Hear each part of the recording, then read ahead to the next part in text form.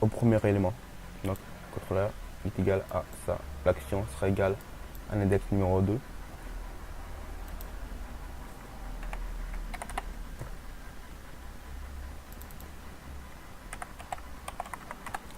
Action.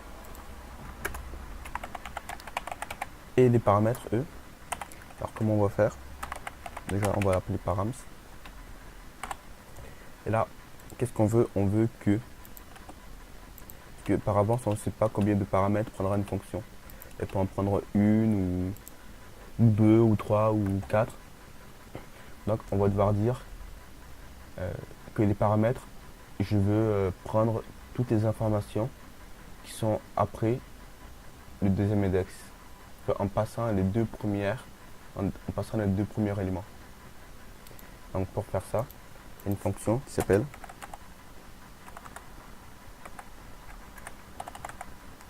array slice, qui prend en premier paramètre le tableau, donc c'est pattern, et en deuxième paramètre, je lui dis je veux sauter les deux premiers éléments de ce tableau. Je saute les deux premiers éléments de ce tableau. Donc ici, si on fait un var dump les 10 request,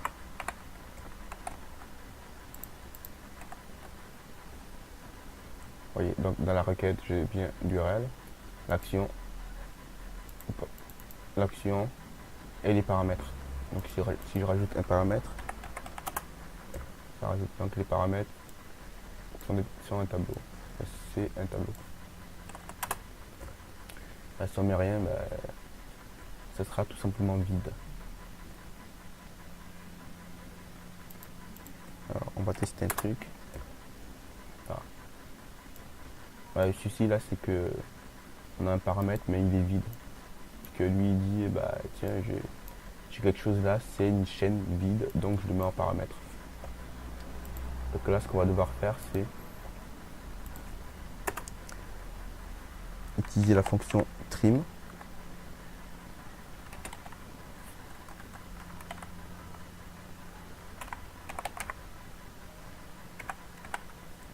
Alors, je sais plus si c'est comme ça qu'il faut.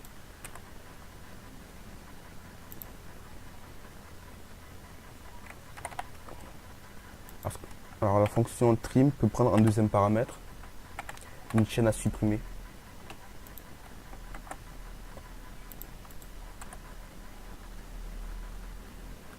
Alors, j'ai dû trouver. Donc, je dis que l'URL est égal à ça. Voilà.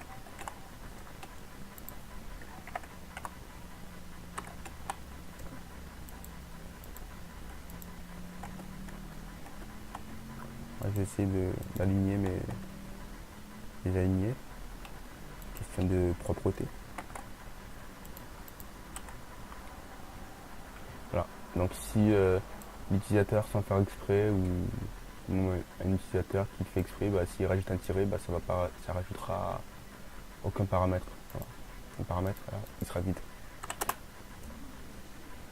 Donc ça évite des erreurs. Donc, une fois ceci fait, donc comme je vous ai dit, le dispatcher il va appeler le contrôleur et ensuite l'action. Donc ça, c'est bon, on sait ce qu'il y a dedans, donc on enlève. Donc là on va devoir appeler une fonction qu'on va appeler l'autre contrôleur qui va tout simplement s'occuper d'appeler le contrôleur. Il ne prend rien en paramètre. Alors nos contrôleurs seront dans le dossier contrôleur. Donc il faut que je dise hop name c'est égal au nom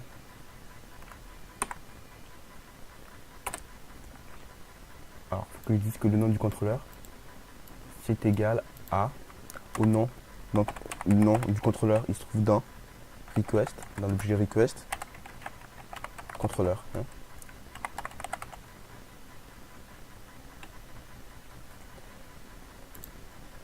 Voilà, il se trouve alors j'ai fait j'ai dû faire une erreur là. Alors dans le routeur, donc ça va pas ce que j'ai fait. Donc je vais tout bonnement enlever ça.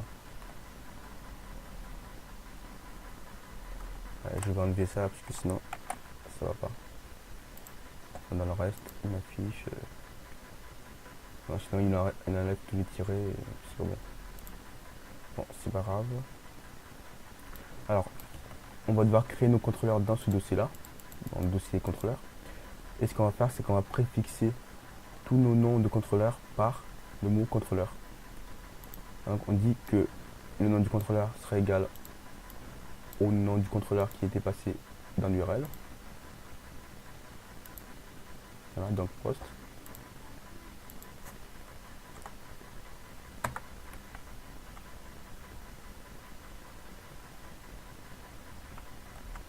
Donc, comme je vous disais, le nom du contrôleur sera le nom du contrôleur suivi de. Donc il aura le préfixe contrôleur.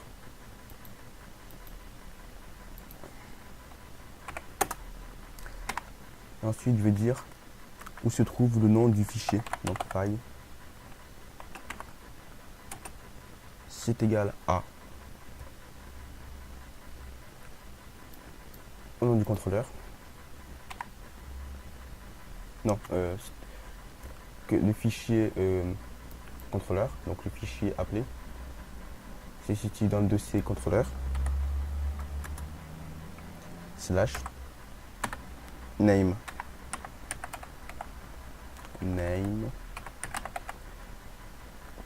point php. Et ensuite on fait require file. Donc on lui dit que le nom du contrôleur sera égal au nom qu'on a passé, préfixé par le mot contrôleur, et que ce contrôleur là se trouve dans le fichier, dans le dossier contrôleur.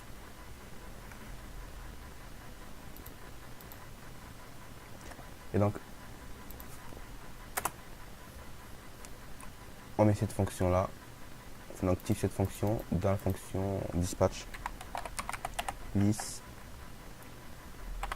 load controller.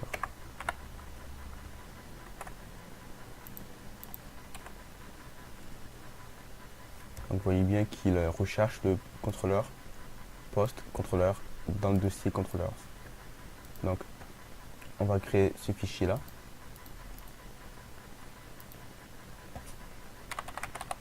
Donc minuscule, hop, majuscule contrôleur .php.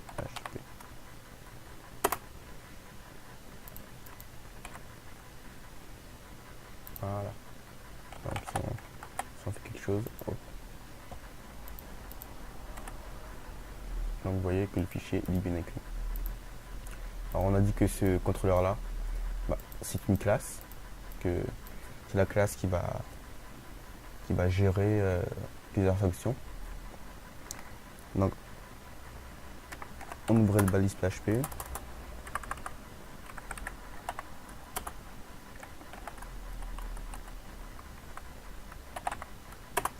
Classe. Et on le nomme toujours le même nom que le nom du fichier. Post contrôleur. L'extend de rien du tout. Et on va mettre un petit message là. Que je suis à que. Donc forcément là il n'affichera plus rien puisque c'est une classe et voilà. Donc, nous allons devoir dans le dispatcher là initialiser la classe qu'on vient d'appeler. Donc on nomme le variable contrôleur. Contrôleur c'est égal à new $name, donc qui sera égal au nom. Alors on va passer à ce contrôleur là l'objet request. On pourrait, parce qu'on pourra en avoir besoin, parce qu'on en aura besoin à coup sûr, parce que à partir du contrôleur on voudra à un moment où donné prendre des informations dans l'URL pour faire certaines opérations. This request. Donc on lui passe l'objet request. Donc normalement, il prend l'objet request.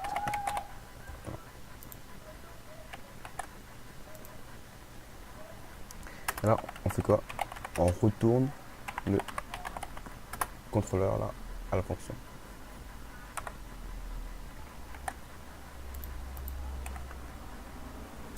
Vous voyez, je suis appelé. Donc on voit bien que ça fonctionne, hein, parce que il a initialisé la classe post contrôleur et il a appelé sa fonction construct. Donc si on met bardem de request, donc là la requête qu'on lui a passée, fait l'objet request. Du coup, voilà, le contrôleur contient cet objet là request. Par contre, ah oui, donc j'ai dû le trouver. Dans le routeur, je devrais mettre l'index 2. Non, on va avoir un petit souci. Voilà, donc là, voilà, c'est égal à l'index numéro 1, je voulais dire. Voilà. Donc contrôleur, action et le reste.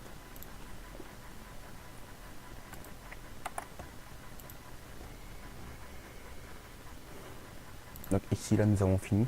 Alors ce qu'on va vouloir faire, c'est appeler la... Alors là, c'est bon, on a appelé le contrôleur de manière automatique, mais ce qu'on voudrait faire, c'est appeler également la fonction. Donc la fonction, celle-là, donc la fonction show. Donc pour faire ça, il y a une fonction qu'on n'utilise pas très souvent, qu'on appelle la fonction utilisateur. Donc qui s'appelle, voilà, il s'appelle, c'est le nom de la fonction, hein, un peu gore, mais voilà. Donc du coup, bah, le contrôleur est égal à ça. Donc hop, on va dire, là, bah, je reçois le contrôleur. Je reçois le contrôleur.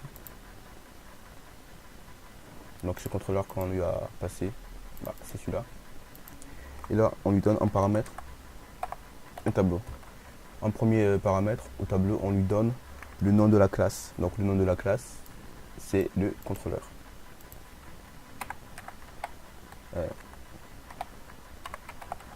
Contrôleur. Et un deuxième paramètre, donc au tableau, on lui donne le nom de la fonction qu'on veut appeler dans cette classe. Donc la fonction qu'on veut appeler dans cette classe se trouve dans l'objet request. Donc, request, et c'est l'action. Donc on appelle l'action. Alors, cette fonction utilisateur prend un deuxième paramètre, il prend un tableau qui seront les paramètres à passer à cette fonction. Donc les paramètres qu'on voudra passer à la fonction show. Donc en l'occurrence là, on peut lui mettre l'id. On met un numéro donc on va envoyer ces paramètres là à la fonction show. Donc les paramètres se trouvent également dans l'objet request params. Voilà. Évidemment, comme il n'y a pas la fonction show, voilà. Du coup, ils disent qu'il n'a pas de méthode show. Il dit que le contrôleur post, le contrôleur post contrôleur n'a pas de méthode show. Donc, on va la créer.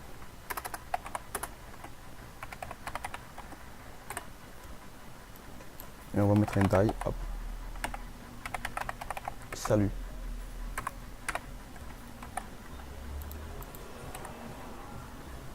Donc vous voyez, il appelle bien la fonction qui est dans la classe postController. Salut. Donc je vous ai dit que cette fonction-là, il récupérait les paramètres. En deuxième paramètre, il envoie des paramètres à la fonction. Donc il envoie les paramètres à la fonction show. Donc cette fonction show, il va récupérer le paramètre là, qu'on va appeler id par exemple. Voilà. On appelle id, là on met id. Donc voilà. Et là il m'affiche bien l'id. Donc si je change, forcément lui il en faut autant.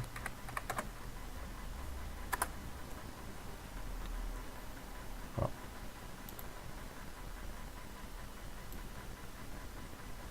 Alors, alors un petit truc, hein. Là lui il prend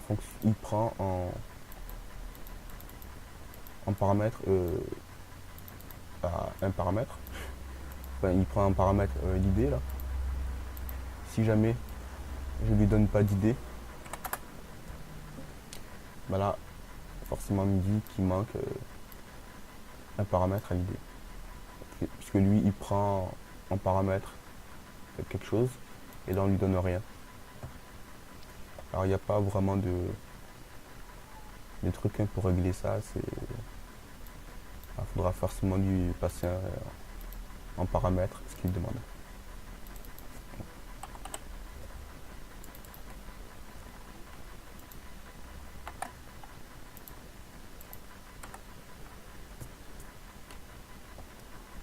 Salut. Donc on a bien le salut là.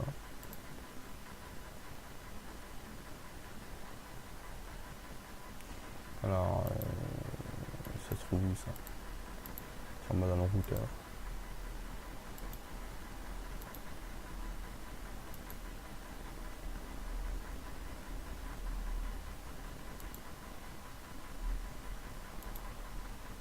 Ah oui voilà, c'est ici que je fais donc cette fonction là. C'est bon, donc on a compris qu'il prenait l'objet request qu'on doit passer.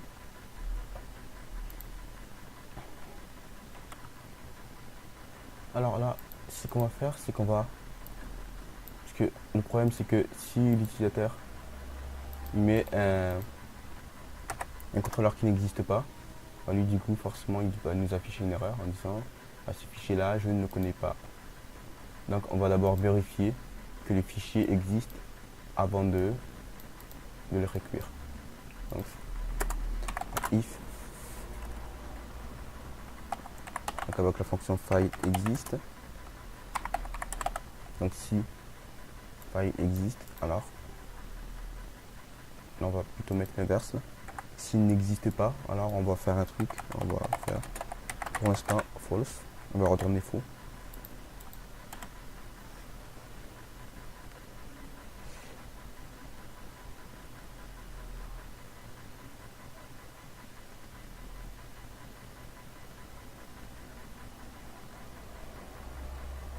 Alors lui bon ouais, forcément bah, il connaît pas false hein, puisqu'on lui retourne false. Donc lui, la fonction utilisateur lui s'inquiète. Voilà.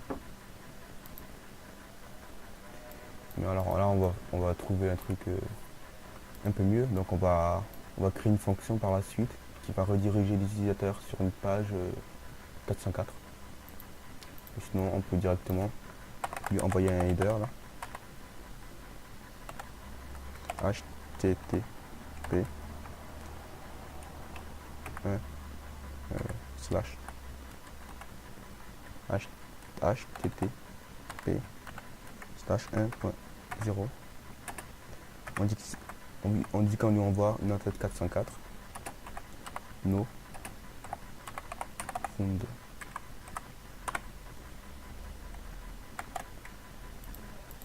Alors bon, ça va pas changer grand chose. Bon, déjà la fonction utilisateur, bah lui c'est plus lui qui est en cause. Puisqu'il cherche il cherche quand même il envoie bien une entête 404. Après il continue sa route, puisqu'on lui dit pas de. Voilà, on lui dit pas sort du code. Donc là si je mets exit, normalement il m'affiche rien. Voilà, parce qu'il sort du code. Voilà, parce que étant donné que le fichier n'existe pas, je lui envoie une erreur 404. Et lui, bah, il n'affiche rien après. Alors si on regarde en tête, voilà, la console, on voit bien qu'il dit qu'il n'arrive pas à résoudre un du fichier, donc je reçois bien une réponse 404.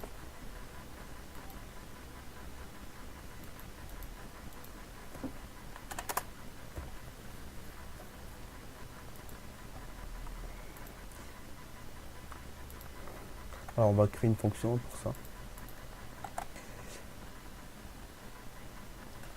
Alors je voulais également rajouter un paramètre, quelques paramètres en plus à l'objet request.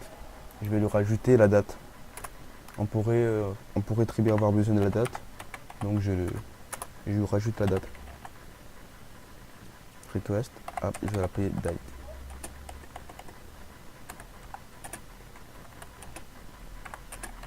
Date sera égal à ça. Donc là on a mis la date au format SQL. Donc pour si jamais lors de l'insertion on veut insérer une date, on n'aura plus qu'à utiliser la date que nous aura passé l'objet request. Donc qui contiendra la date actuelle, dont l'année, le mois, le jour, l'heure. Donc le G majuscule c'est 24 heures, autrement c'est H, et c'est en format 12 heures, I minutes, et là les secondes. Et on va également lui rajouter la base. Alors la base notre fichier, notre dossier parent, le dossier qui contient tous nos sous-dossiers et codes. Donc on va appeler ça base. Et ça, ce serait égal au dir name. Donc on dit que faut qu'on retourne un dossier avant de dire. Je crois que c'est dire. Donc là on veut sa base. Donc on met base name.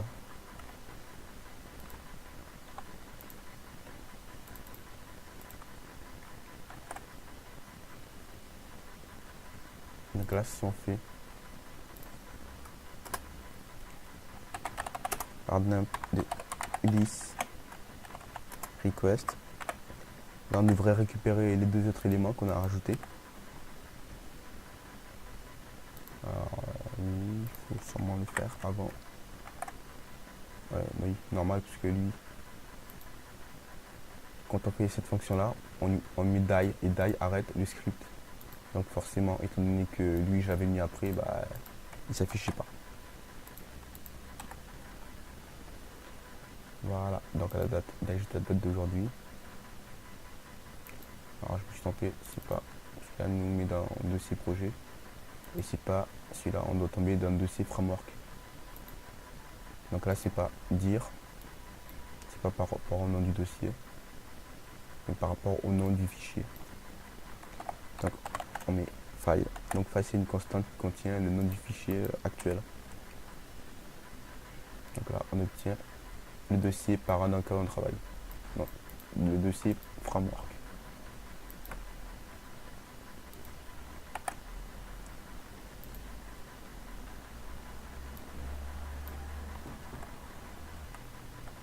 Alors oui, c'est bon, donc je me souviens j'ai regardé notre code et je me souviens de comment j'avais fait pour vérifier, pour enlever les tirets qui risquent d'être après, qui risquent de tomber après. Alors j'ai enlevé le... Alors je vais remettre le bardem pour que vous voyez. Voilà. Donc j'avais montré tout à l'heure que si je rajoute un tiret, bah lui il me rajoute un paramètre vide. Là qui contient un paramètre vide. Et ça bah on ne veut pas accepter hein, parce que c'est pas une URL correcte. Et à cause de ça on peut avoir des erreurs dans le code. Donc ce que j'avais fait c'est que j'avais créé une expression régulière, multi-URL. C'est égal à preg match,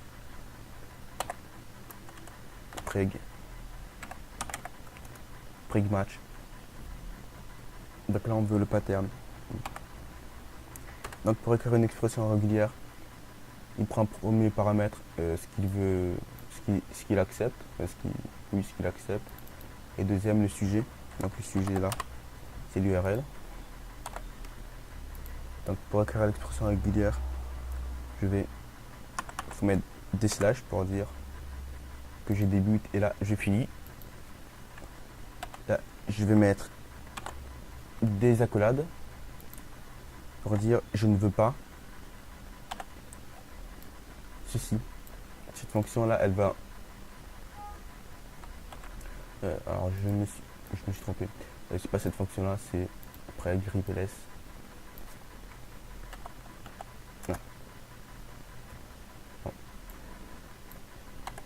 Donc cette fonction elle va trouver une expression régulière, elle va le remplacer par ce qu'on aura mis là dans ce sujet. Donc le sujet, voilà, c'est assez facile, c'est URL.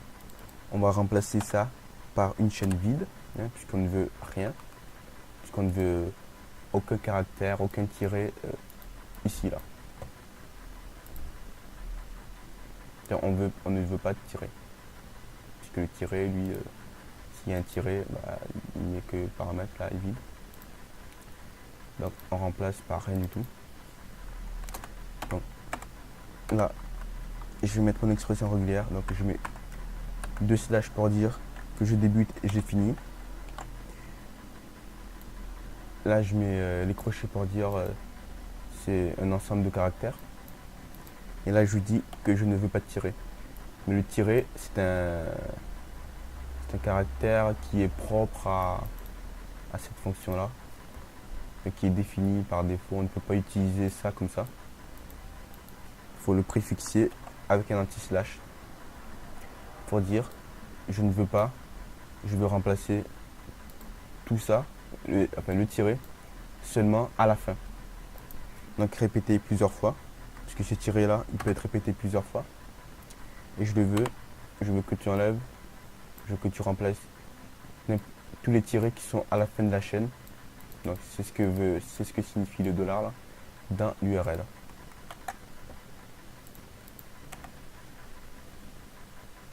Voilà, donc vous voyez, bon là il ne le remplace pas ici, mais dans le paramètre, il le remplace, et du coup là on a bien un truc vide. Donc si on met plusieurs tirets, bah, c'est bien vide, hein, les paramètres sont bien vides. Alors là si on n'avait pas mis le plus, si on n'avait pas mis qui pouvait être répété plusieurs fois, là, il enlève seulement qu'un tiré. Donc là, il y en a 5. Et du coup, il enlève seulement le premier.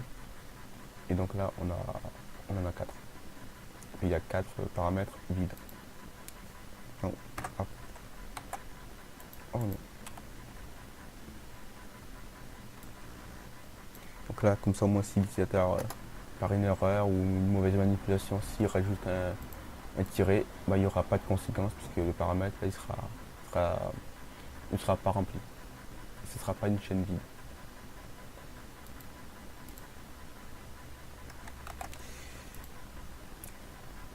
Bon, ben, écoutez, ce sera tout pour cette petite vidéo. Alors, j'espère qu'elle vous a plu. Alors, je vais faire un petit résumé. Je vais essayer de faire un petit résumé. Donc, on a créé 3 fichiers, router, request et dispatcher. Grâce à la fonction dispatch, cette fonction qui va appeler les contrôleurs et l'action qui correspond. Donc, dans le dispatcher, j'ai créé une propriété qui est la requête. Je dis que la requête, c'est l'objet request que je reçois. Ensuite, je parse cette URL dans le fichier router grâce à une fonction statique qui prend un paramètre URL, qui fait un ensemble qui fait des opérations dessus, hein, qui explose, qui sépare le contrôleur, l'action et les paramètres, ainsi que la date qu'on ajoute. Donc une fois qu'on a parsé cette URL, on doit appeler le contrôleur qui correspond grâce à la fonction load controller.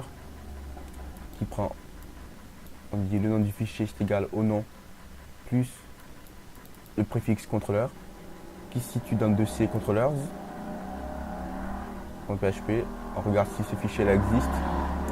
S'il existe, on le récure et on l'initialise en lui passant en paramètre à la fonction construct la requête, parce qu'on pourrait en avoir besoin. Dans le cas contraire, il envoie un header négatif, un header qui ne trouve pas la page. Je crois que c'est not found. Voilà, not found, non pas not found. Et là, il retourne le contrôleur. Ensuite, on appelle la fonction utilisateur qui appelle l'action dans le contrôleur et qui lui refile les paramètres. Donc ici on revérifie, donc là on n'a rien fait de... On n'a pas fait grand chose, hein. On a juste mis la fonction qu'il appelle avec un petit mot salut. Là la request, l'URL reste égal à ce qu'on prend dans à l'index request URI du serveur. Dans le router on a la fonction parse. Alors avant de faire ça là, on va vérifier que la request URI existe bien. Alors il ne devrait pas avoir de soucis, mais on ne sait jamais. Donc on va,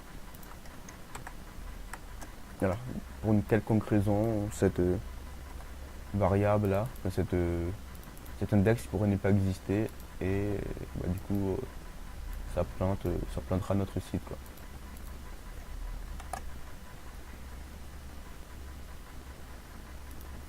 Donc voilà. Bon, c'était Mr. Strange pour la deuxième partie de comment créer un framework en PHP. J'espère que cette vidéo vous a plu. Aimez ma vidéo, postez des commentaires. Si vous n'avez pas compris, posez des questions. Et donc je vous dis à la prochaine.